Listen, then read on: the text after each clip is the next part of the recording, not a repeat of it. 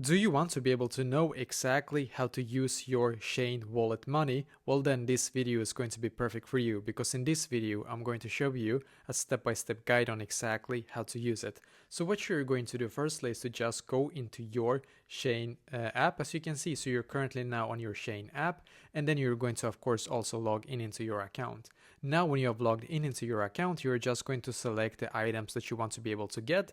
So I'm just going to we can take this one as an example. I'm going to click on add to cart, and now I'm just going to click on the cart symbol, as you can see, where it says 5 for me in the top, as you can see. So I'm just going to click on the cart symbol right here, and then let's say that I want to be able to purchase these items right here, right? So I'm just going to click on checkout in the bottom right corner, and then you should be taken to this page, which is great. So now on this page, what you're going to do to be able to actually use your SHEIN wallet money, you're going to scroll down in here until you can see where it says gift card, and it says view more. So click on view more, then click on wallet.